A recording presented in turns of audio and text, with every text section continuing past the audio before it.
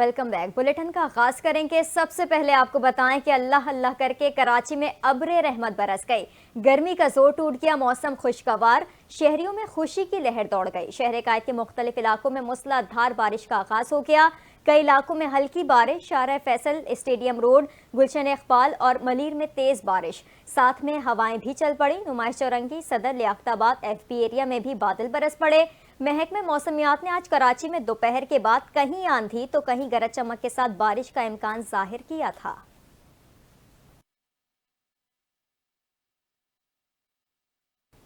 Supreme court ने सुन्नी इत्तेहाद council की मखसूस नशिस्तों से मुतालिक दरखास्त पर फैसला महफूज कर लिया। चीफ जस्टिस पाकिस्तान की सरबराही में फुल कोर्ट ने सुन्नी इत्तेहाद काउंसिल की मखसूस नशिस्तों से मुतालिक केस की समाअत की। दौरान समाअत जस्टिस जमाल ने सवाल किया कि एक ही पार्टी से डिक्लेरेशन और कागजात नामजदगी वाला क्या आज़ाद उम्मीदवार होगा। आज़ाद उम्मीदवार नहीं तो किस पार्टी में जा सकता है। आप तो कह रहे हैं कि सुन्नी इत्तेहाद काउंसिल में आने दो। इस पर वकील फैसल सिद्दीकी ने कहा कि अगर कोई आज़ाद उम्मीदवार मेरी पार्टी में शामिल हो रहा है तो क्यों मना करूंगा। इस पर जस्टिस इरफान सादत ने कहा कि आपकी पार्टी को तो बोनस मिल गया, इलेक्शन में हिस्सा ना लिया तो सीट जीती, उन्होंने इलेक्शन जीता, उन्होंने आपकी पार्टी में शमूलियत इख्तियार कर ली। इलेक्शन कमीशन ने हकाइक लिखे हैं। जस्टिस जमाल ने कहा कि इलेक्शन कमीशन मान रहा है कि किसी पार्टी की डिक्लेरेशन दी उसको नहीं छोड़ा जा रहा। हामिद रजा ने क्या सुन्नी इत्तेहाद काउंसिल से मुंसलिक होने का सर्टिफिकेट जमा कराया। उस पर फैसल सिद्दीकी ने कहा कि हामिद रजा ने तहरीक इंसाफ से मुंसलिक होने का सर्टिफिकेट जमा कराया। जस्टिस अथर मिनुल्लाह ने रिमार्क्स दिए कि बल्ले के निशान का फैसला आने से पहले हामिद रजा PTI के नामजद थे। इलेक्शन कमीशन ने गलत तशरीह की जिस वजह से तनाज़ा पैदा हुआ। इलेक्शन कमीशन बतौर आईनी इदारा अपनी जिम्मेदारी मुकम्मल करने में नाकाम रहा।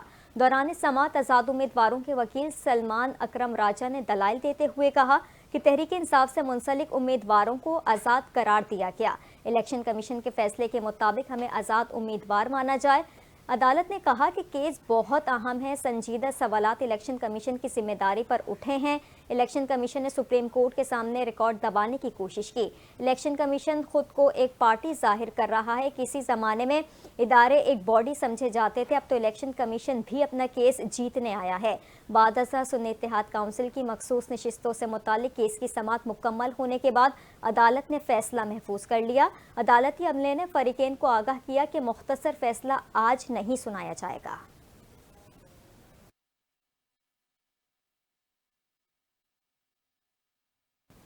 अभी आपको बताएं कि हुकूमत ने 200 यूनिट वाले सार्फिन के लिए बिजली की कीमत बढ़ाने का फैसला वापस ले लिया। विफाकी काबीना ने 200 यूनिट वाले सार्फिन के लिए बिजली की कीमत में इजाफा वापस लेने की मंजूरी दे दी।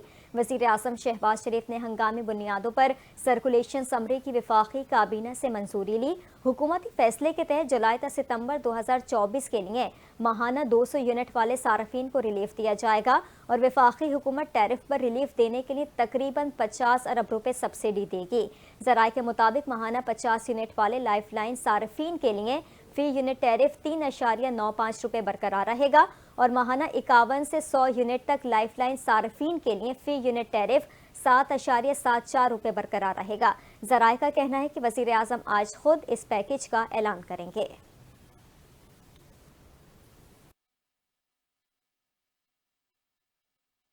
और यहाँ पर आपको बताएं, खैबर पख्तूनख्वा के जिला लकी मरवत में नामालूम मुल्ज़िमान ने एक कार पर फायरिंग की है, जिसके नतीजे में 4 अफराद जाँ बहक हो गए। पुलिस के मुताबिक लकी मरवत में करम टूल प्लाजा के करीब कार पर फायरिंग के नतीजे में इसमें मौजूद पुलिस एहलकार और 3 बच्चे जाँ बहक हो गए। पुलिस ने बताया कि फायरिंग से कार में मौजूद 2 खवातीन हैरत अंगेज तौर पर महफूज रहीं। जाँ बहक एहलकार की शनाख्त साबिक MTO लकी मरवत पुलिस सादुल्ला खान के नाम से हुई। जाँ बहक होने वाले बच्चे मकतूल के भांजे थे, जिनकी उम्रें 8 से 12 साल के दरमियान थी। सादुल्ला खान की कार को टारगेट करके निशाना बनाया गया। वारदात अंजाम देने के बाद मुल्ज़िमान जाए वक़ुआ से बासानी फरार हो गए। पुलिस का कहना है कि चारों लाशों को अस्पताल मुंतकिल कर दिया गया है। पुलिस के मुताबिक जाए वक़ुआ से शवाहिद इकट्ठे किए जा रहे हैं। मुल्ज़िमान की गिरफ्तारी के लिए इलाके में सर्च ऑपरेशन जारी है।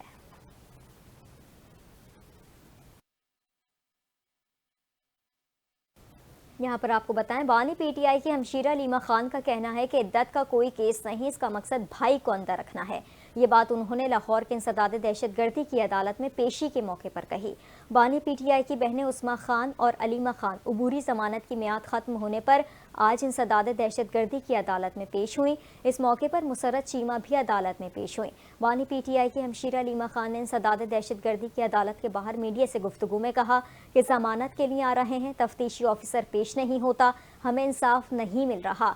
उनका ये भी कहना है कि हमने अदालत से इस्तदा की है कि इसके लिए कोई सज़ा मुकर्रर करें।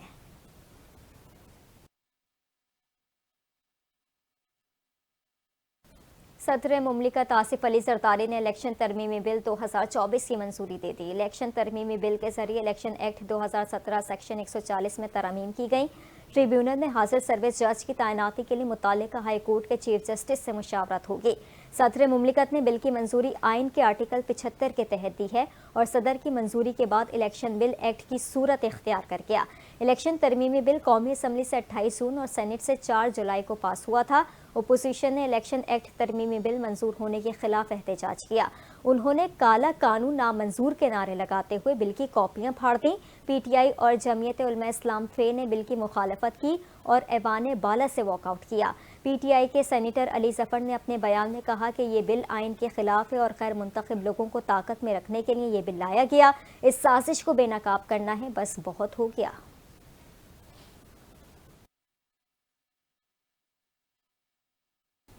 और यहाँ पर आपको बताएं कि अमेरिका का कहना है कि पाकिस्तानी अवाम ने दहशतगर्दों के हाथों बहुत नुकसान उठा लिया। इलाकाई सलामती को लाहक खतरात से निमटने में हमारा मुश्तरका मफाद है। तर्जुमान अमरीकी महकमा खारजा मैथ्यू मिलर ने प्रेस ब्रीफिंग में कहा कि मुत्तादिद पाकिस्तानी सिविलियन इदारों के साथ शिराकत दारी है। ब्रीफिंग में 9 मई हमलों से मुतालिक सवाल पर तर्जुमान अमरीकी महकमा खारजा मैथ्यू मिलर ने जवाब में कहा कि जायज़ तरीके से आज़ादी इजहार की हिमायत करते हैं, पुरतशद्दुद कार्रवाइयों की मुखालफत करते हैं। तर्जुमान अमरीकी महकमा खारजा का कहना था कि एहतजाज पुरअमन तरीके से किया जाना चाहिए। हुकूमतों को कानून के मुताबिक और आज़ादी इजहार के एहतराम को मद्देनजर रखते हुए निमटना चाहिए। उन्होंने कहा कि हुकूमत पाकिस्तान के साथ बाकायदगी से अपनी इस्तादाद बढ़ाने, इलाकाई सलामती मुस्तहकम करने के मौक़े की निशानदही करते हैं।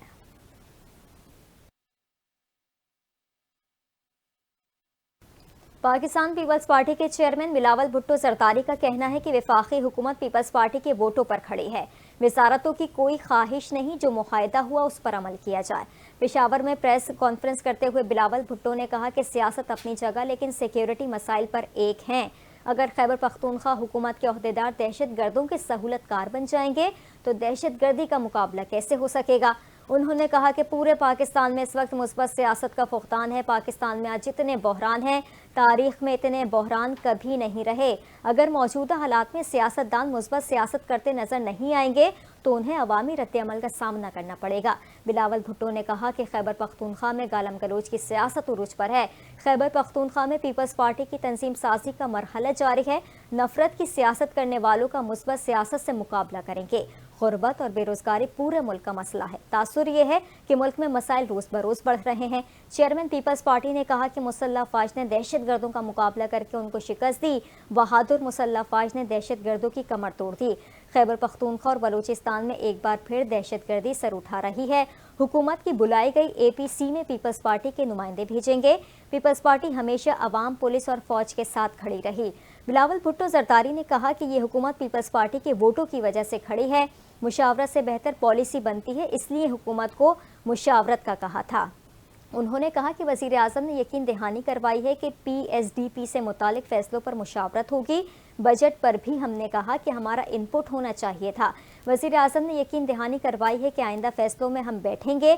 उन्होंने कहा कि हमारा एतराज़ ये था कि नून लीग जिस चीज़ पर हमसे मुत्तफिक हो चुकी उस पर अमल दरामद हो। वादा ये था कि वज़ीर आज़म बना दें तो 300 यूनिट बिजली मुफ्त दूंगा। सिंध के तमाम मसाइल हल थे। बजट में मसाइल 3 सूबों के थे।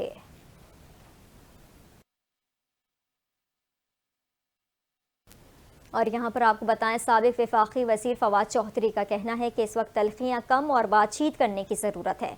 लाहौर की इंसदाद दहशतगर्दी की अदालत में 9 मई के जलाओ घिराव के मुकदमात में साबिक वफाकी वज़ीर फवाद चौधरी उबूरी जमानत की मियाद खत्म होने पर पेश हुए।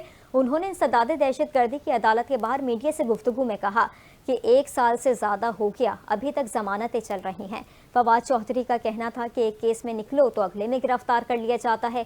हमारी प्रोसिक्यूशन ब्रांच मुकम्मल तबाह हो चुकी है। उनका ये भी कहना था कि रियासती ढांचा इदारों पर खड़ा होता है जिसे तबाह किया जा रहा है। ये अदालतों को तबाह करने के लिए इनके पीछे पड़ गए हैं।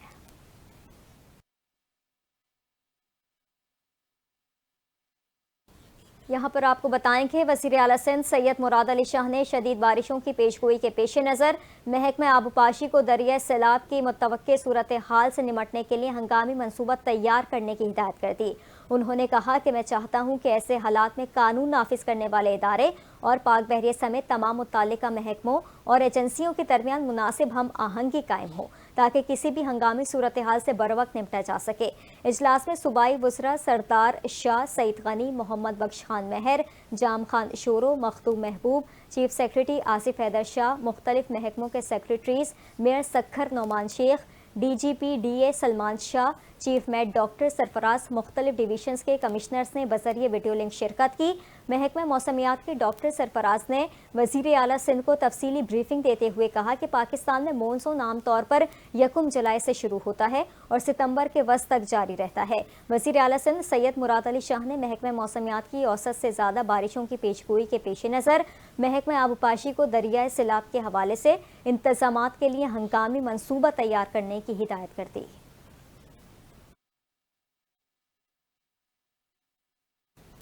और खबर शामिल करेंगे, जमात इस्लामी पाकिस्तान के अमीर हाफिज नईमुर रहमान ने ऑपरेशन अज़्म इस्तेहकाम की मुखालफत और इसके नताइज से खबरदार करते हुए तालिबान से मुज़ाकरात का मुतालबा कर दिया। बाजोड़ स्पोर्ट्स कॉम्प्लेक्स में ऑपरेशन नामंजूर और हम अमन चाहते हैं के उन्वान से एक अजीमुल शान जलसा-ए-आम से खिताब करते हुए जमात इस्लामी के अमीर ने कहा कि पाकिस्तान और खुसूसन पख्तून बेल्ट मजीद ऑपरेशंस के मुत्तहमिल नहीं हो सकते। उन्होंने कहा कि हम अमन चाहते हैं और इस हवाले से तमाम सियासी पार्टियों और आवाम को एतमाद में लेना चाहिए, क्योंकि मिलिट्री ऑपरेशन फौज और आवाम के दरमियान नफरतें फैलाते हैं। उन्होंने कहा कि फौजी ऑपरेशन आवाम और फौज के दरमियान दूरियां पैदा करते हैं और इससे फ़ायदे के बजाय हमेशा नुकसान होता है। खारजा पॉलिसी को अमरीकी आकाओं के कहने पर ना चलाया जाए बल्कि आज़ाद खारजा पॉलिसी इख्तियार की जाए। हाफिज नईमुर रहमान ने मुज़ाकरात पर जोर देते हुए कहा कि मुज़ाकरात ही मसाइल का हल हैं, जंगें कभी मसाइल का हल नहीं हो सकती। तालिबान से मुज़ाकरात किए जाएं। पाकिस्तान को अफगानिस्तान के साथ मुज़ाकरात करने चाहिए क्योंकि अफगानिस्तान हमारा दुश्मन नहीं। उन्होंने कहा कि मैं अफगानिस्तान पर वाज़ेह करना चाहता हूँ कि वो भी अपनी सरजमीन पाकिस्तान के खिलाफ इस्तेमाल ना होने दें।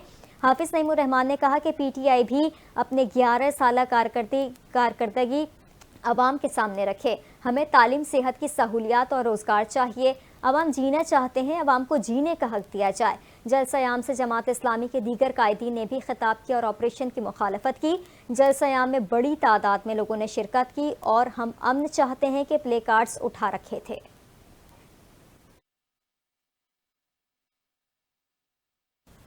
अमेरिका के सदर जो बाइडन ने अपनी सियासी जमात के अरकान कांग्रेस पर वाज़ेह कर दिया कि वो सदारती दौड़ से बाहर नहीं होंगे, आखिर दम तक लड़ेंगे और यकीन जाहिर किया कि वो सदारती इलेक्शन में डोनाल्ड ट्रंप को फिर हरा देंगे। डेमोक्रेट अरकान कांग्रेस के नाम खत में जो बाइडन ने कहा कि पिछले 10 रोज में उन्होंने पार्टी रहनुमाओं, हुक्काम और वोटर से बातचीत की है, इनके खदशात सुने हैं, वो अंधे नहीं, दीगर के मुकाबले में कहीं बेहतर जानते हैं कि सदारती उम्मीदवार की हैसियत से नुमाइंदगी की जिम्मेदारी क्या होती है। बाइडन ने वाज़ेह किया कि अगर उन्हें मुकम्मल यकीन ना होता कि वही डोनाल्ड ट्रंप को हराने के लिए बेहतरीन उम्मीदवार हैं तो वो दोबारा सदारत का इलेक्शन ना लड़ते। अमरीकी सदर ने कहा कि पार्टी वोटर्स ने उन्हें ही सदारती उम्मीदवार चुना है, तो क्या उनकी राय के बजाय मीडिया, सियासी पंडितों और डोनर्स की बात सुनी जाए। बाइडन का कहना था कि हम जमहूरियत के लिए कैसे खड़े होंगे अगर हम अपनी पार्टी ही में इसे नज़रअंदाज कर दें। बाइडन ने मजीद कहा कि ये वक्त है कि पार्टी मुत्तहिद होकर आगे बढ़े और डोनाल्ड ट्रंप को हराए।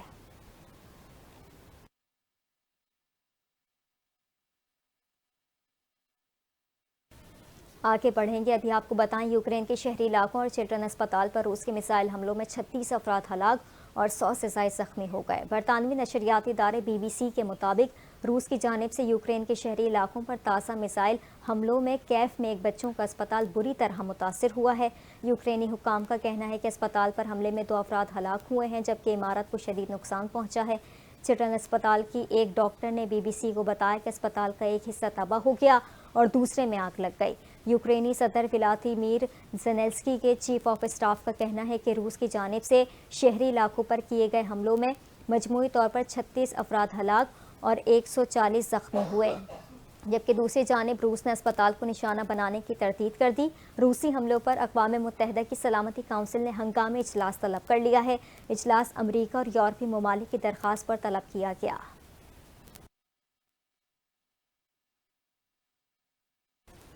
मकबूजा कश्मीर में काबिज भारतीय फौज पर नामालूम अफराद के हमले में 4 भारतीय फौजी हलाक और 6 जख्मी हो गए। 2 भारतीय फौजियों की हालत तशवीशनाक बताई जाती है। जिला कठुआ में भारतीय फौज की गाड़ी को दस्ती बमों और फायरिंग से निशाना बनाया गया। श्रीनगर से कश्मीर मीडिया सर्विस के मुताबिक जिला कलगाम में शहीद कश्मीरी नौजवानों की तादाद 6 हो गई। भारतीय फौज ने मुहासरे और तलाशी की आड़ में ऑपरेशन किया। ऑपरेशन के दौरान भारतीय फौज ने एक मकान पर कीमियाई मवाद फेंका।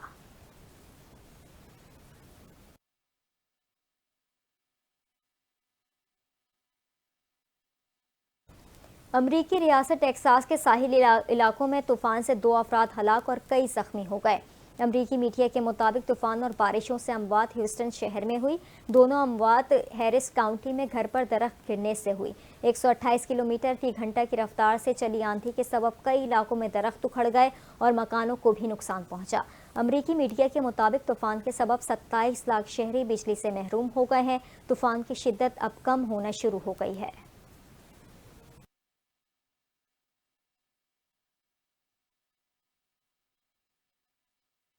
यहाँ आपको बताएं, world championship of legends T20 tournament में दिलचस्प मुकाबले जारी हैं। ऑस्ट्रेलिया चैंपियंस ने इंडिया चैंपियंस को 23 रन से हरा दिया। नॉर्थ हेमिस्टन में खेले गए मैच में ऑस्ट्रेलिया चैंपियंस ने पहले बैटिंग करते हुए मुकर्ररा 20 ओवर्स में 5 विकेटों के नुकसान पर 199 रन बनाए।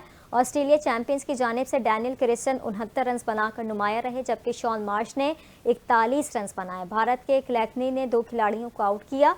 जवाब में इंडिया चैंपियंस की टीम 6 विकेट के नुकसान पर 176 रन बना सकी। यूसुफ पठान 78 रन बनाकर नुमाया रहे।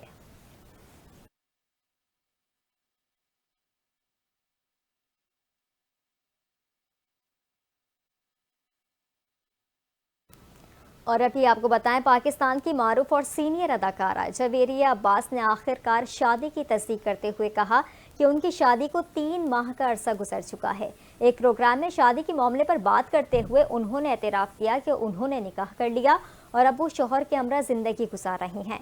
अदाकारा के मुताबिक उनके शौहर कारोबारी शख्सियत हैं और उनका शोबिस से कोई ताल्लुक नहीं।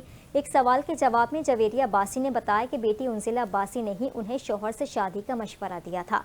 अदाकारा के मुताबिक उन्हें अपने सबसे करीबी दोस्त शहूद अलवी समेत अहले खाना ने भी शादी करने का मशवरा दिया और उन्होंने सबकी रजामंदी से नई जिंदगी शुरू की। उन्होंने बताया कि पहले उनकी वालिदा और फिर वालिद अलील रहे, जबकि उनकी बहन अनूशा अब्बासी समेत एक और बहन और भाई भी ताहाल गैर शादीशुदा हैं, इसलिए भी उन्होंने शादी करने में ताखीर की। उन्होंने बताया कि उनके शौहर उनके दरमियान कुछ अरसे कबल ताल्लुकात उस्तवार हुए थे। दोनों एक तकरीब में मिले थे, जिसके बाद शौहर ने उन्हें शादी की पेशकश कर दी थी, लेकिन वो उस वक्त तक शादी के लिए तैयार ना थी।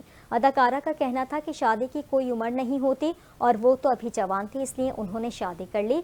ख्याल रहे कि मई में जवेरिया अब्बासी ने फ्रांस के दारुल हुकूमत पेरिस के एफिल टावर से अंगूठी पहनने की तस्वीर शेयर करते हुए नई जिंदगी की शुरुआत का इंदिया दिया था।